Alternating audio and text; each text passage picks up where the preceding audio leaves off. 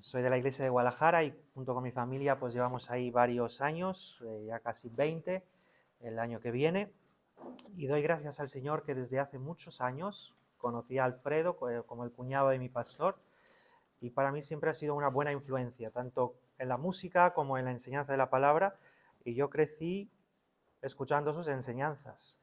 Y le agradezco mucho la confianza que ha tenido en mí para invitarme a enseñar un instituto intensivo aquí en Ebenezer. He venido varias veces como estudiante, pero la primera vez como maestro, y no voy a negar que estoy un poco nervioso, pero espero que el Señor pueda usarme en esta mañana para enseñar su palabra. Vamos a entrar en el estudio del Sermón del Monte. No sé si tenéis ya todos el cuadernito. Está dividido en 5 sesiones, pero voy a modificarlas un poquito. Es decir, la sesión 1 terminará un poco antes de lo que está indicado en el cuaderno, y yo creo que ya por la 4ª sesión iremos tal cual está en el cuaderno. Pero eso no va a ser un problema. O sea, vamos a dar todo el contenido que está en el cuadernito, simplemente que la sesión 1 y la sesión 2 terminarán un poquito antes de lo que está marcado. Y si puedes abrir tu Biblia a Mateo capítulo 5, vamos a estar todo el día en Mateo 5, 6 y 7.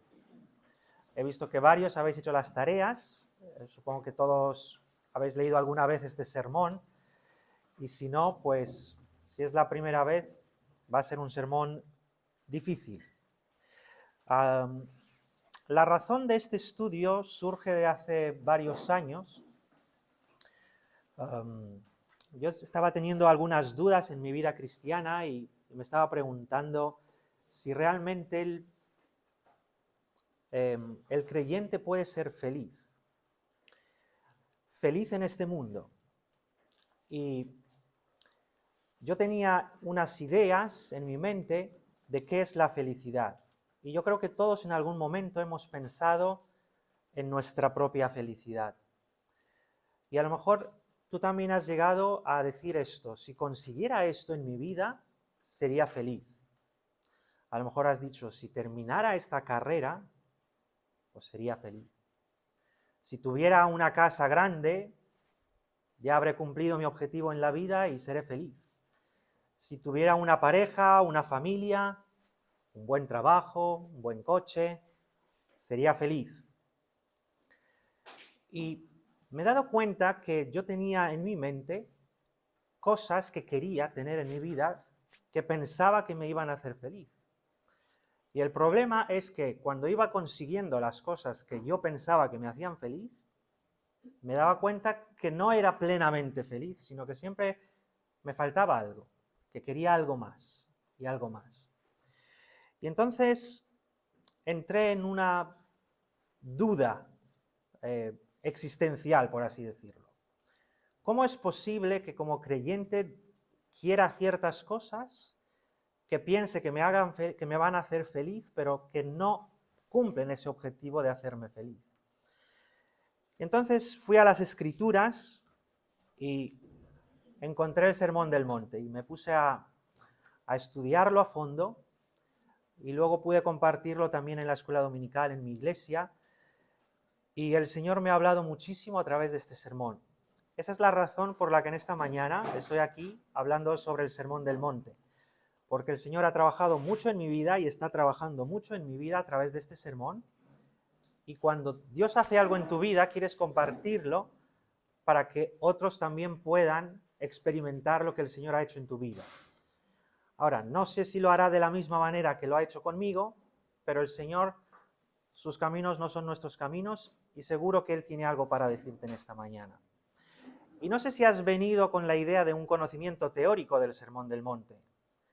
Yo creo que es imposible estudiar este sermón de forma teórica, porque lo primero que vamos a tener que hacer es poner nuestra vida a descubierto.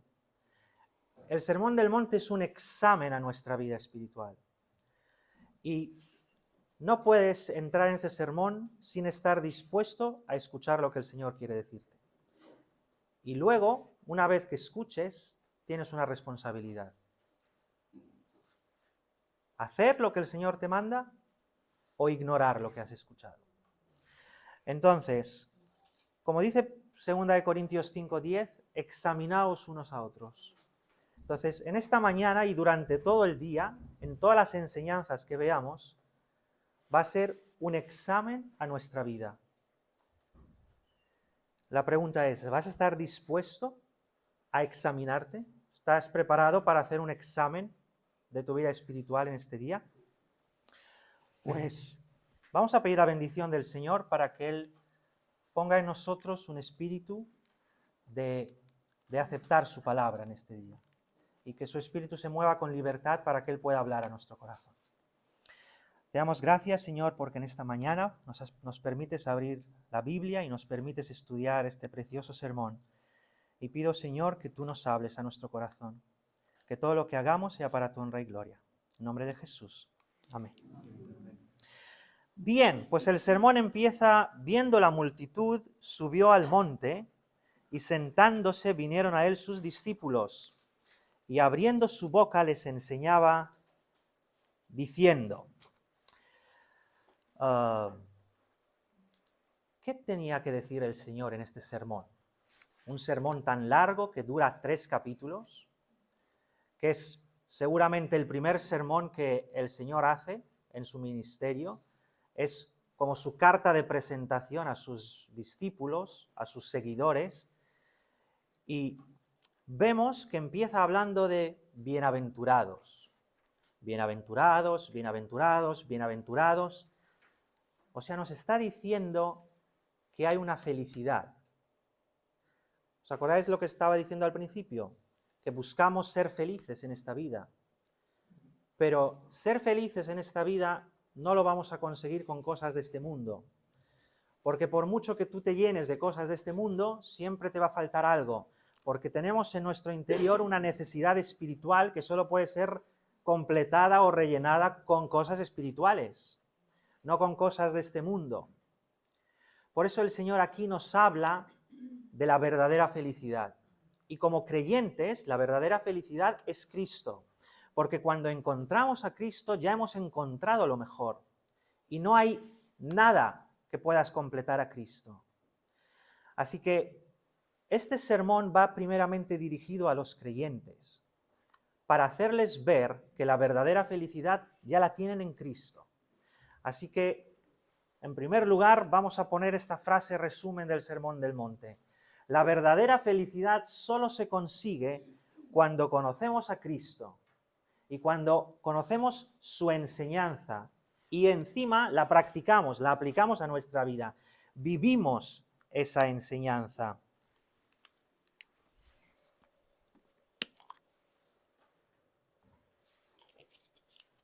Y el sermón, como dije, no puede ser solo teórico, tiene que ser práctico. Es decir, no vale solo con conocer las enseñanzas, sino hay que vivir esas enseñanzas. Y cuando vivimos esas enseñanzas es cuando encontramos la verdadera felicidad, porque sentimos y experimentamos que nuestra vida cristiana tiene sentido.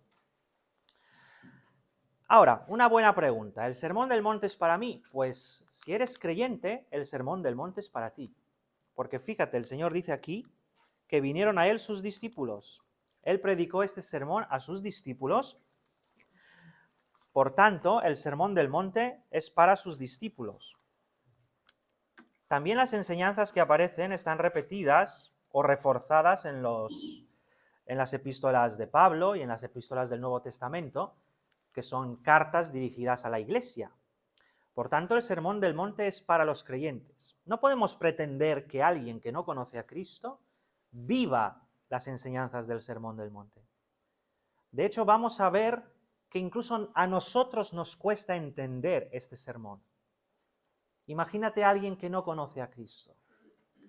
Para ellos sería una locura. Una expresión que se repite en el sermón y también en los evangelios es esta frase, el reino de Dios. Y mientras veníamos en el coche con algunos jóvenes, pues estábamos hablando del reino de los cielos, del reino de Dios, y ellos no tenían muy claro a qué se refiere con esta expresión. Cuando Cuando hablamos del reino de Dios podemos caer en la trampa de pensar que el reino de Dios es un reino físico, un reino terrenal, un reino político. Pues una confusión que tuvieron los judíos en los tiempos del Señor Jesús, pensando que el Mesías iba a venir para derrocar a Roma, para establecer la autoridad de Israel de nuevo y para gobernar. Pero cuando el Señor Jesús habla del reino de Dios, no se refiere a ese reino, porque sabemos que el Señor Jesús no vino para reinar. De hecho, tenemos ahí esa historia en Juan capítulo 6, cuando después de multiplicar los panes, vienen para hacerle rey y él se retira al monte a orar. ¿Por qué? Porque no era el momento para ser rey. Incluso pensamos que muchos de sus discípulos tenían esta idea equivocada, esperando que el Señor dé el paso de proclamarse rey como Mesías. Tal vez esta fue una de las razones por las que Judas luego tomó la decisión que tomó, porque vemos que Judas realmente no creía en ese reino espiritual, sino tal vez esperaba un reino más ambicioso, más poderoso, un reino de Dios en la tierra. Cuando vemos claramente en las Escrituras que ese reino vendrá, pero vendrá en la segunda venida, no en la primera venida. La primera venida de Cristo fue para morir, mientras que la segunda será para reinar. Pero sin embargo, aunque Cristo no vino para reinar físicamente, sí Él está hablando del reino de Dios. Entonces, ¿qué es esto del reino de Dios o el reino de los cielos? Pues es el reino establecido en el corazón de aquellos que le conocen y le aceptan como rey. Nosotros decimos que Cristo es nuestro rey. ¿Qué significa eso? Que Él reina en nuestra vida. Por tanto, estamos en el reino de Dios si conocemos a Dios. Por eso os pongo también en los apuntes que es un reino que ha venido, es un reino que viene, es un reino que ha de venir, porque ese reino ocurre cuando alguien conoce al Señor.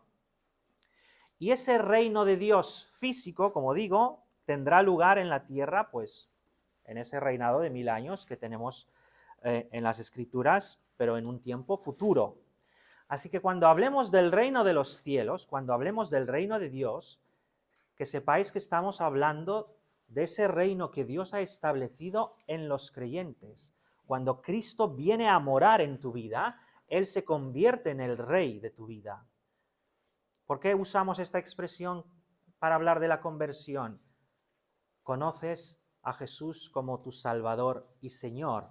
¿Por qué? Porque Él ya es el Señor de tu vida, es el Rey de tu vida. Ha establecido su reino y es Él el que manda. Por eso Gálatas 2:20 dice, con Cristo estoy juntamente crucificado y ya no vivo yo, mas vive Cristo en mí.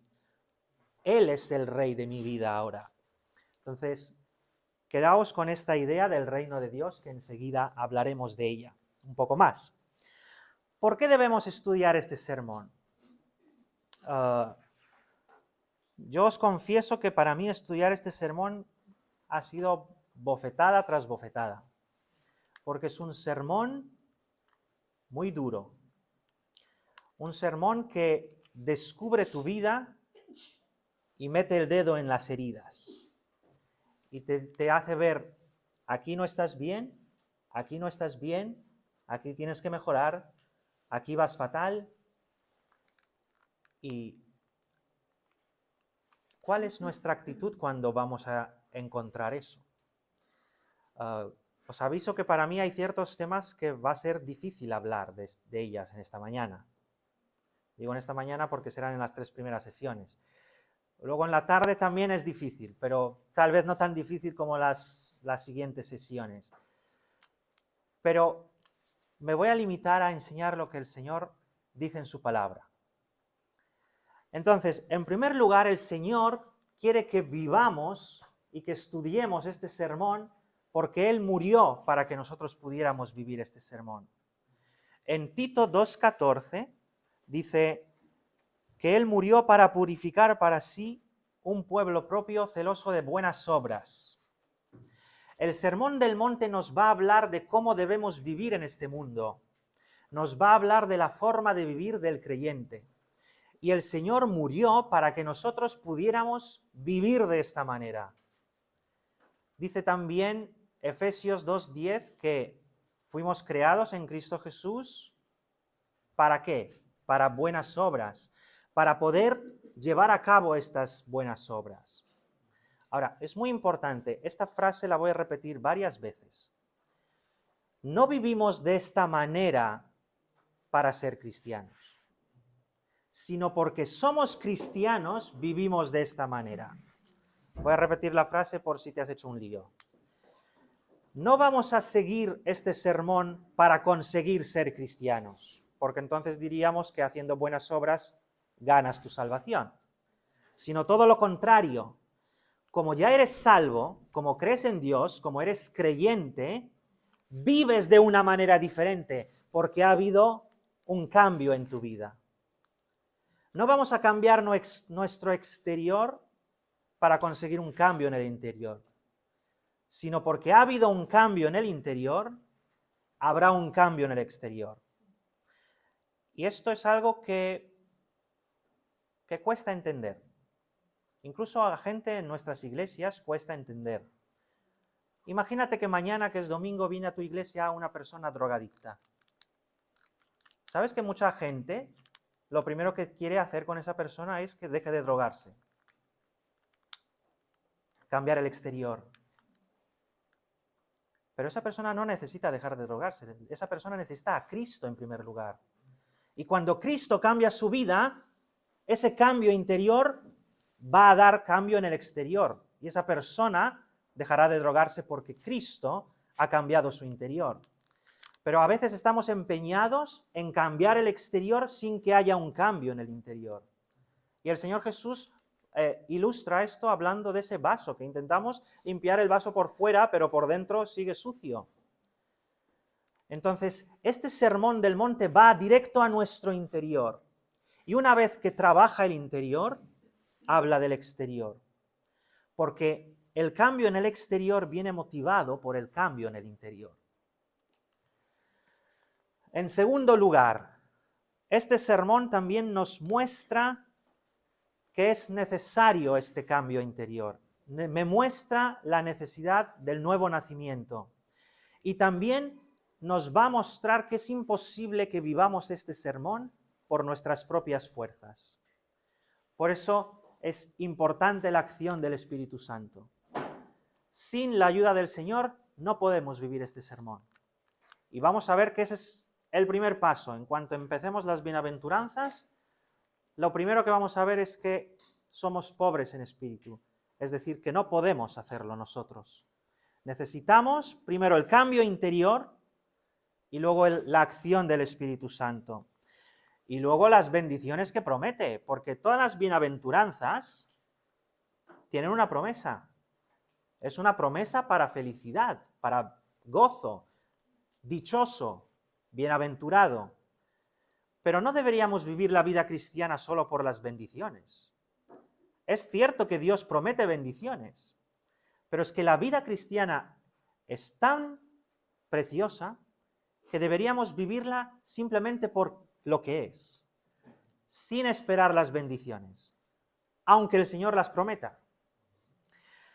Bien, entonces el sermón del monte es para todos nosotros y vivirlo es una manera también de mostrar al mundo que el Evangelio es algo real. Porque cuando el mundo te ve a ti viviendo de distinta manera, van a ver a Cristo en ti. En alguna sesión más adelante, creo que es la tercera y cuarta, vamos a hablar de este peligro, que una vez que tú vives para el Señor hay un gran peligro. Pensar que la vida que vives es gracias a ti. Porque aunque vivas de una manera distinta, siempre tenemos ese peligro del orgullo, de pensar que sí, el Señor me ha cambiado, pero es que ahora ya puedo yo con mis propias fuerzas. Y llegar incluso a más extremo, vivir de distinta manera simplemente para agradar a los demás y olvidarte del propósito fundamental que es agradar a Dios. ¿Cómo estudiar este sermón? Os voy a poner un bosquejo.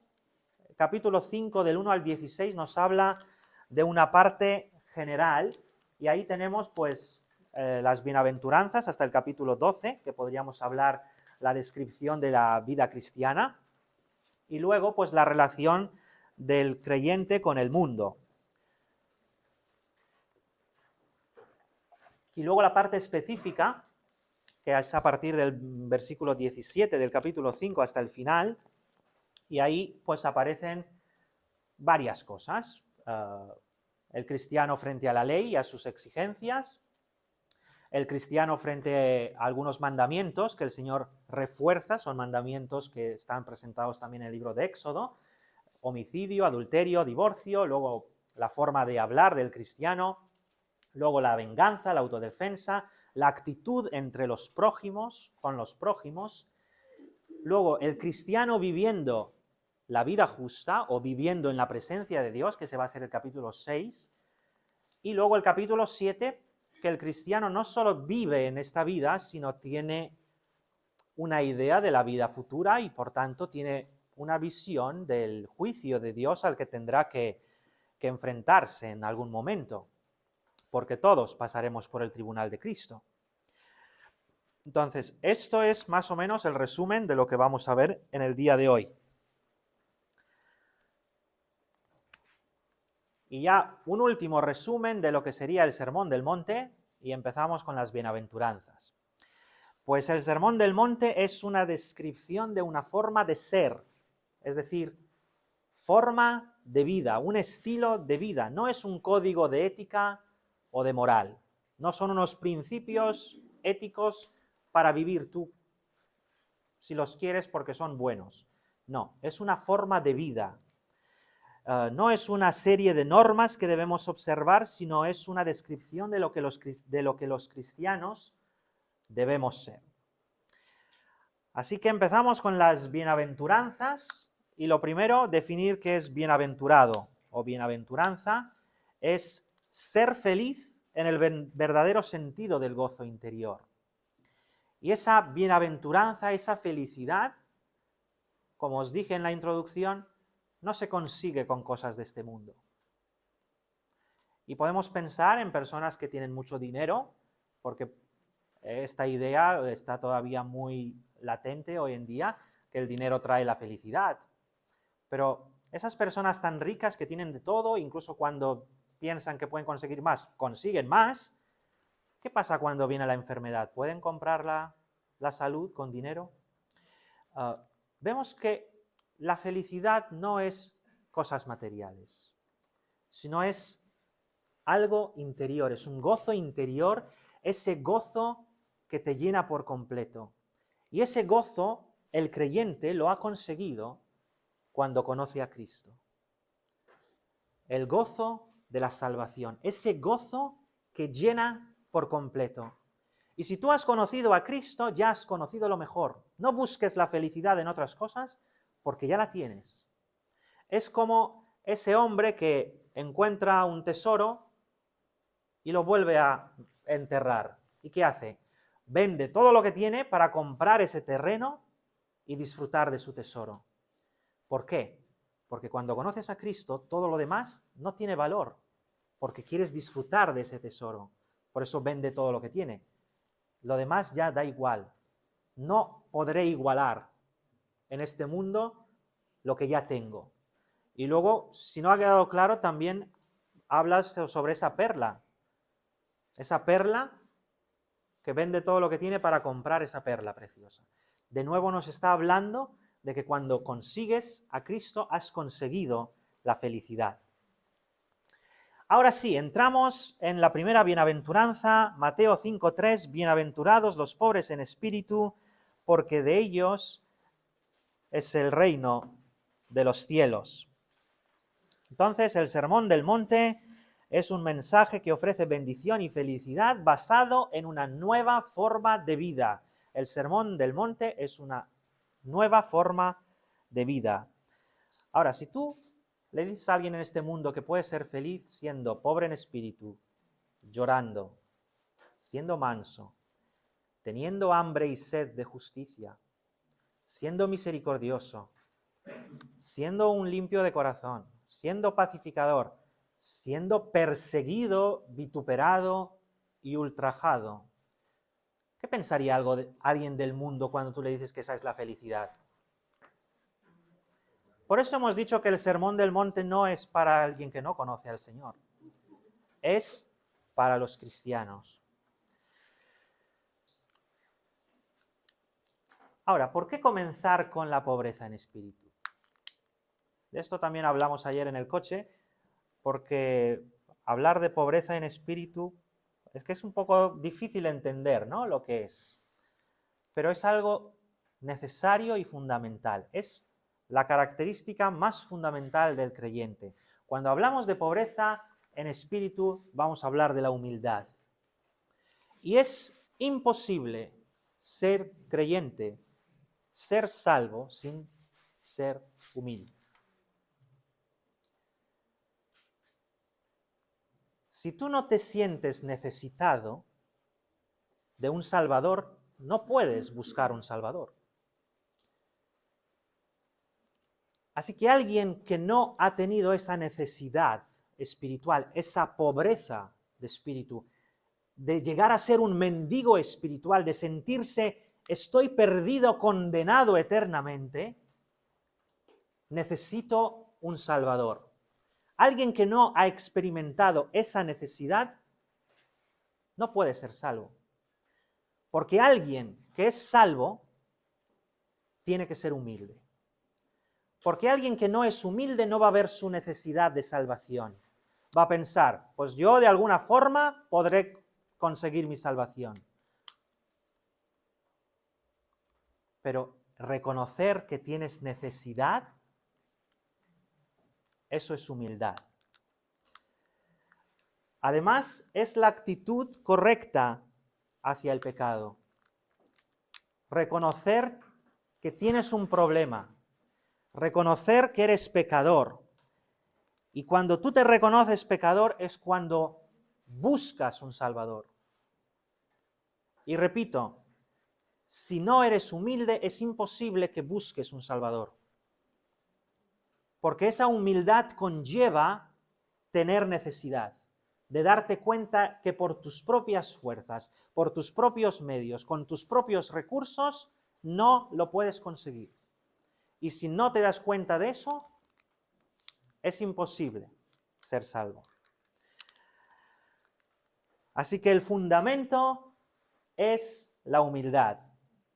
Y esto nos lleva a la siguiente frase que os he puesto aquí, que solo Cristo puede ayudarnos a vivir esta vida. Y eso también conlleva ser humilde, porque reconocer que tú no puedes hacerlo. Hoy en el mundo, ¿qué estamos viendo? Que la gente quiere ser independiente, que la gente quiere ser autosuficiente, de no depender absolutamente de nadie, que todo lo puedo conseguir por mis propias fuerzas, por mis propios méritos. Y el Señor empieza su sermón diciendo no. Bienaventurados los pobres en espíritu, porque de ellos es el reino de los cielos. Cuando dice porque de ellos es el reino de los cielos, ¿recuerdas esa expresión? Han entrado en el reino de los cielos. ¿Qué significa eso? Que Cristo es su Rey. ¿Qué significa eso? Que son creyentes. Por tanto, felices aquellos que son humildes. ¿Por qué? Porque ellos conocen de verdad al Señor como Salvador. Y Cristo ha establecido su reino en su corazón. ¿Por qué? Porque se han visto tan necesitados que han buscado al Salvador. Algunos ejemplos de pobreza espiritual, algunos ejemplos que nos hacen ver esa necesidad de Dios que han tenido algunos personajes. Por ejemplo, en Génesis capítulo 32.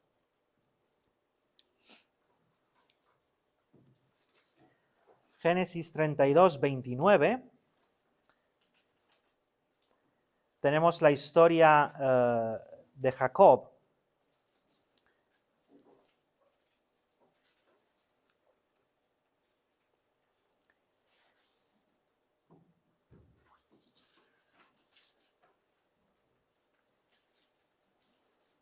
Entonces Jacob le preguntó y dijo, declárame ahora tu nombre, y el varón respondió, ¿por qué me preguntas por mi nombre? Y lo bendijo allí. y llamó Jacob el nombre de aquel lugar Peniel, porque dijo, vi a Dios cara a cara, y fue librada mi alma. Esta historia, solo he cogido el final de la historia, porque creo que es una historia bien conocida. Vemos ahí a Jacob luchando con el ángel. Y Jacob llega a un momento que reconoce que necesita que ese ángel le bendiga, que él se ve incapaz de afrontar ese reencuentro con Esaú, y dice, no te voy a dejar hasta que me bendigas. Yo necesito tu bendición, necesito tu ayuda, estoy necesitado. Y ahí vemos un ejemplo de humildad que refleja una necesidad de Dios. O en Isaías capítulo 6, versículo 5, este es otro pasaje muy conocido, cuando tenemos esa visión que tiene Isaías de la gloria de Dios, y él mismo dice, Señor, yo no soy quien para estar en tu presencia, ¿no? Y vemos ahí la humildad de Isaías. O luego la historia de Gedeón en Jueces capítulo 6, versículo 15, cuando vemos que tiene ese encuentro con el ángel de Jehová, y el ángel de Jehová le dice, pues te voy a usar para librar a mi pueblo de los madianitas que os tienen oprimidos. Y él dice, es que yo, ¿quién soy yo? Yo soy aquí un pobre que está escondiendo su comida para que no se la roben los madianitas. Vemos ahí la humildad de Gedeón, que refleja esa necesidad de Dios, y aún así, a pesar de ser tan poca cosa, el Señor lo usa y hace una gran obra en el pueblo de Israel con Gedeón. O incluso Moisés en Éxodo 4:10, cuando el Señor se le presenta ahí en la zarza, dice, vuelve a Egipto para sacar a mi pueblo de allí. Y él empieza a decir que es que yo no soy tartamudo, no soy capaz. Pero el Señor le dice, pues por muy poca cosa que seas, por muy torpe que seas, yo te voy a usar. Pero vemos ahí su humildad que refleja una necesidad. Y tenemos a Moisés como el gran líder de Israel y le vemos ¿cómo? Empezando con esa humildad. Bueno, hablaremos de Moisés en varias sesiones porque el ejemplo de Moisés es muy importante para entender todas las enseñanzas. Pero tengo más ejemplos, voy a decir uno más. A mí el que más me llama la atención es el de Pedro. En Lucas 5:8, cuando él está ahí toda la noche pescando, no pesca nada, y ve al Señor enseñando en la orilla del mar, y el Señor simplemente le dice, echa la red. Dice, en tu nombre lo haré. Echa la red y hay tantos peces que no caben en una barca, tienen que traer dos, incluso esas dos están a punto de hundirse. Y cuando Pedro baja del barco, ¿qué dice? Apártate de mí, Señor, porque soy hombre pecador. Ahí es cuando él ve la necesidad que tiene de un Salvador. Reconoce que es el Mesías, reconoce que es el Salvador, y le vemos ahí con esta característica de pobreza espiritual, de necesito un Salvador. Así que la humildad es el principio de la vida cristiana, porque esa humildad te permite reconocer que necesitas un Salvador. Y cuando te das cuenta que necesitas un Salvador, es cuando puedes ser salvo. Si tú no tienes esa necesidad de salvación, no vas a ser salvo, porque no la vas a tener. Y el resultado, pues, de ellos es el reino de los cielos. El reino de los cielos pertenece a los pobres en espíritu. ¿Cuántas veces en el Antiguo Testamento no leemos acerca de cómo Dios aborrece a los soberbios, a los orgullosos? Sin embargo, de los humildes, ¿qué dice? Que da gracia a los humildes. Entonces, los judíos del tiempo de Jesús pensaban que para entrar en el reino de Dios era necesario seguir ciertas tradiciones, ciertas leyes, ciertas normas. Y el Señor les dice, no, lo primero es la pobreza en espíritu, lo primero es la humildad. ¿Cómo lograrlo? Pues no puedes por tu cuenta. La palabra nos enseña, por eso es importante leer las Escrituras y perseverar en la lectura de las Escrituras y dejar que el Señor te hable a través de ellas.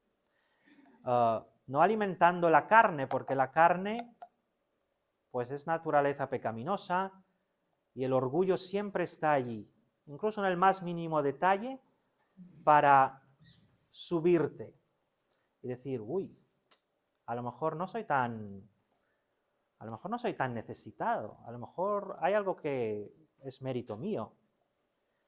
Pero recuerda esa historia del publicano y el fariseo orando. El publicano, estando lejos, solo dijo, sé propicio a mí, pecador. Yo no soy nada, te necesito. Mientras que el fariseo, ahí en primera fila, doy gracias porque no soy como tal, porque yo soy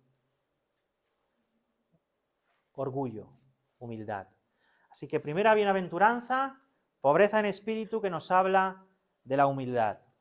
Y esa humildad es la que nos lleva a la siguiente. El sermón no está escrito al azar, no es casualidad que las bienaventuranzas aparezcan al principio y luego el orden que tiene el sermón. Hay una lógica y hay una estructura pensada.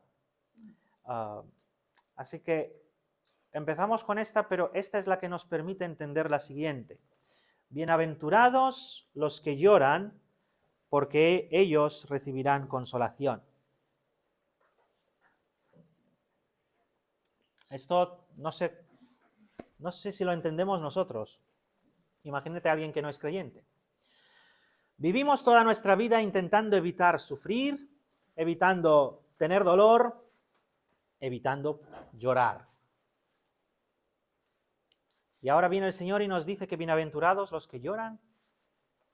¿Cómo entendemos esto? Yo solo sé que si a mí no me gusta ir al dentista, voy a intentar evitar por todos los medios llegar al dentista. ¿Y llorar? ¿Os gusta llorar?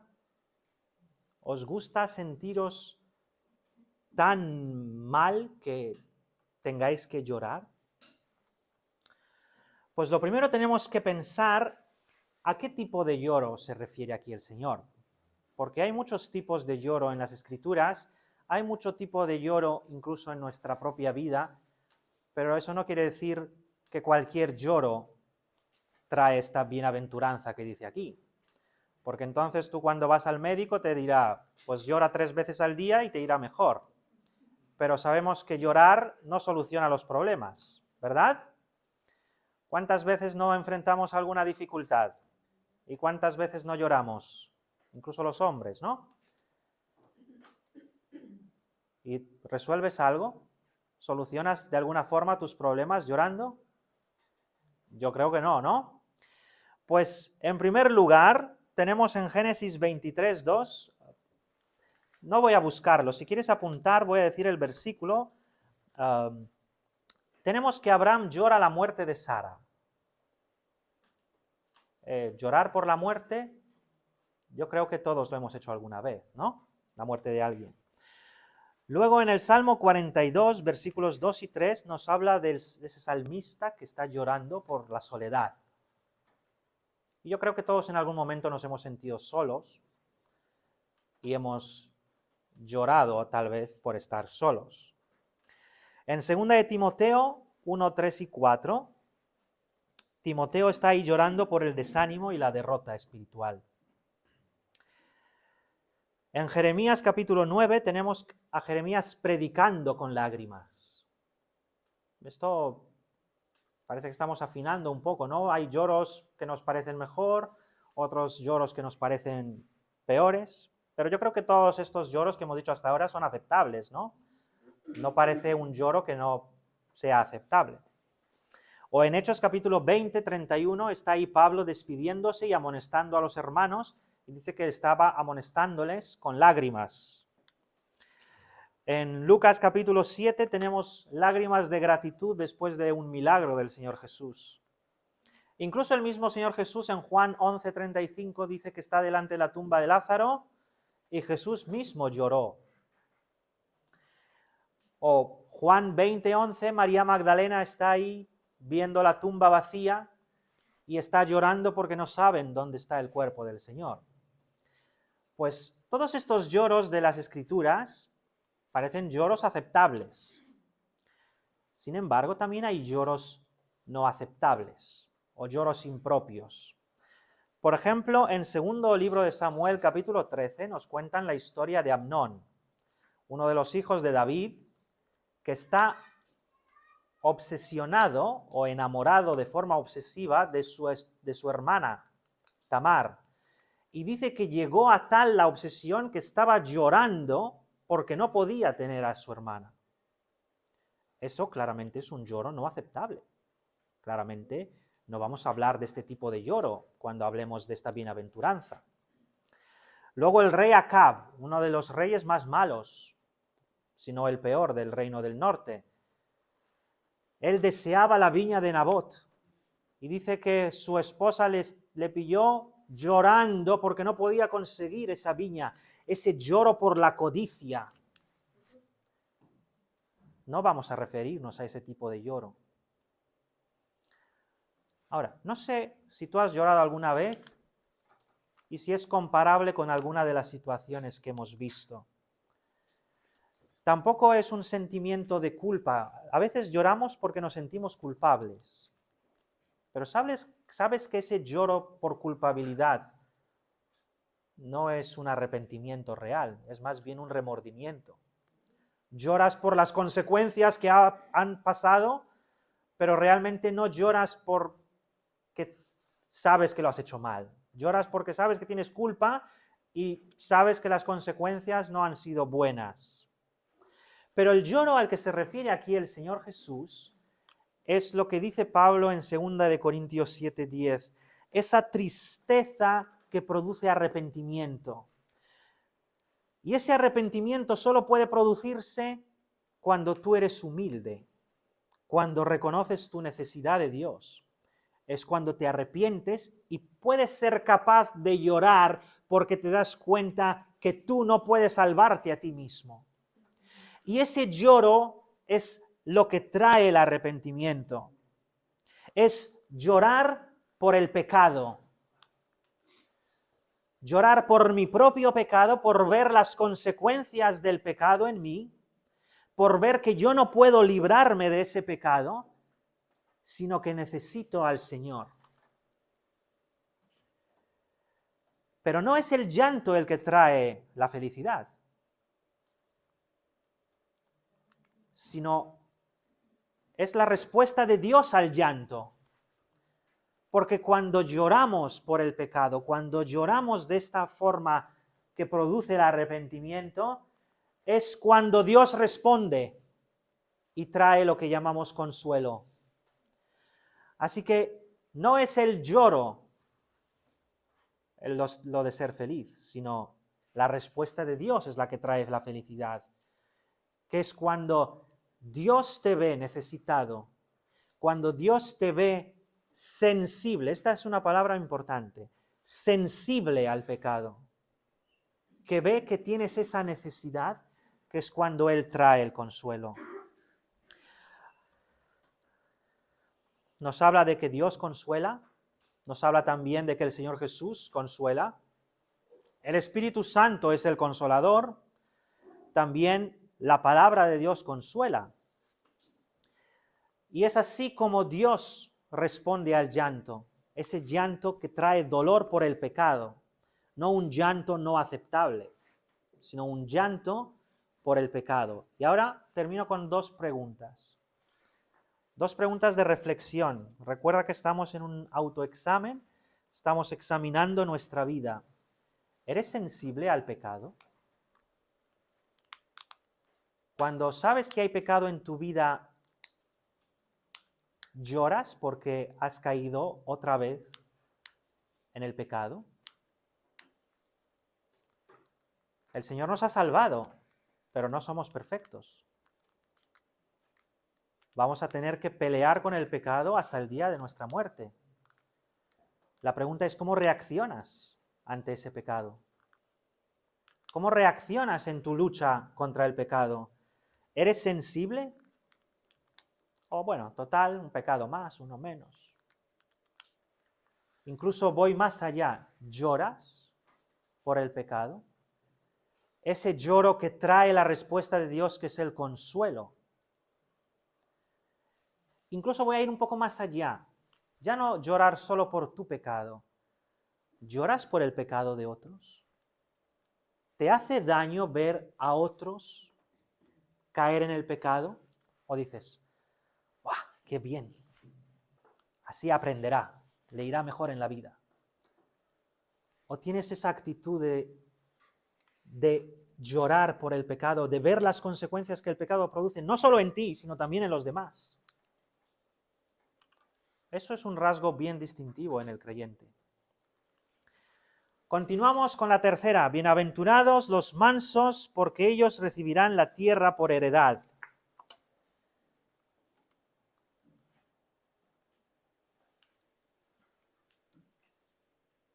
Bien. La tercera bienaventuranza es para los mansos. Y ahora hay que hablar de la mansedumbre.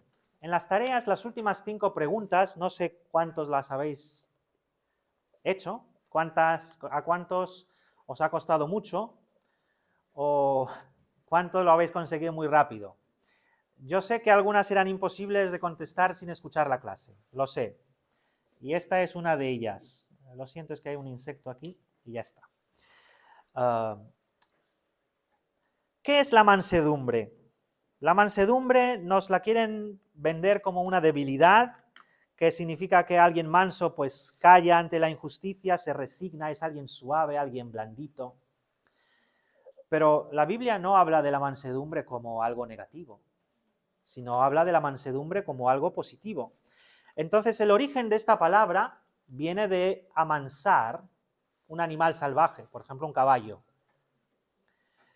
¿Y cuándo un caballo podemos considerar que es amansado, o sea que ya es manso? Pues cuando renuncia a su independencia y acepta que tiene un dueño. Y entonces el jinete se monta sobre el caballo y le acepta y le tolera ahí encima. Pues esa es la mansedumbre. Renunciar a mi independencia y aceptar que tengo un dueño, que alguien señorea sobre mí. Si alguno quiere venir en pos de mí, niéguese a sí mismo. Porque todo el que quiera salvar su vida la perderá, y todo el que pierda su vida por causa de mí, la hallará. Entonces, cuando hablamos aquí de mansedumbre, estamos hablando de este pasaje en Mateo 16, de perder la vida para hallarla. Renuncio a mi propia vida para encontrar una vida mejor. Una vida en la que ya no vivo yo, sino vive Él en mí. Una vida en la que yo no mando, sino manda Él. La conversión se puede ilustrar, igual que Pablo lo hacía, de pasar del dominio de Satanás al dominio de Dios. Ya no dejo que el mundo me domine, no dejo que Satanás me domine, sino ahora mi Señor es Dios. Y esta es una de las preguntas que os puse. Tenemos a Moisés, ese es el ejemplo de Moisés. Moisés está en el monte Sinaí durante 40 días, 40 noches, y baja con las tablas y ve al pueblo con el becerro de oro. Y Moisés ora al Señor y dice textualmente, dice, sé nuestro Señor. No es casualidad que luego diga en el libro de Números que no hubo hombre más manso que este. ¿Por qué? Porque aceptó el señorío de Dios. Así que esa pregunta de Éxodo 9 quería que pusierais Mateo 5:5. Habla de la mansedumbre, porque acepta el señorío de Dios en su vida. Esta era difícil. No sé si alguien la ha acertado. Si tienes otra cosa, luego podemos hablarlo, ¿vale? Pero yo me refería a esto. Muy bien. Otra definición de la mansedumbre es la capacidad de no reaccionar con ira o violencia cuando estás ofendido, insultado o dañado. Lo que llamaríamos dominio propio o tener controlado tu poder. Yo no me considero una persona muy mansa, porque muchas veces tengo gran lucha con la mansedumbre. Pero hemos dicho que este sermón es un examen, ¿no? Y el Señor ahora está metiendo ahí la mano y dice, puedes trabajar más en esto. Simplemente voy a compartir una experiencia personal. Hace unas semanas estaba volviendo de la iglesia en mi coche y por la noche donde yo vivo es difícil aparcar. Y estaba dando alguna vuelta y de repente encuentro un sitio bastante bueno cerca. Entonces dejo el coche, apago el motor, cojo mis cosas y quiero salir, de repente oigo un golpe. Digo, ¿qué habrá pasado? Si está todo parado, ¿no? Pues dije, bueno, no sé, algo habrá pasado. Entonces quiero abrir la puerta y noto que algo cae encima del coche. Van cayendo globos de agua. Alguien estaba tirando globos de agua de algún balcón. Era de noche, no se veía nada. Entonces, claro, yo iba de traje, dije, no voy a salir para que me mojen o me tiren quién sabe qué, porque hacía muchos años ya alguien me había tirado una patata de algún balcón. Entonces, yo no sé, gente que por diversión tira cosas desde arriba. Yo es que siempre he vivido en un bajo, entonces no entiendo la gracia. A lo mejor Alfredo, que vive en un noveno, pues entiende la gracia, no lo sé. Y entonces mi reacción fue arrancar el coche y moverme. He pensado, no quiero conflictos, ¿no? Pues dirías, qué manso esta persona, ¿no? Pero mientras iba conduciendo, buscando otro sitio, subía una ira en mí. ¿Por qué no he bajado? ¿Por qué no me he enfrentado? ¿Por qué no he gritado? Pues porque el Señor está trabajando la mansedumbre en tu vida. No lo has reaccionado en público, has reaccionado en privado, pero el Señor sigue trabajando. Entonces, hay muchas características en nuestra vida, y vamos a ver más a lo largo de este sermón, que el Señor quiere ir trabajando. La pregunta es, ¿estás tú dispuesto a hacer algo? ¿O te vas a rendir y te vas a dejar caer en la corriente a donde te lleve tu propia naturaleza carnal? Pues vamos a parar aquí esta sesión. Quería hablar de una más, pero creo que ya es la hora. Entonces, en la siguiente sesión terminamos las bienaventuranzas y avanzamos mucho en el capítulo 5. Alfredo.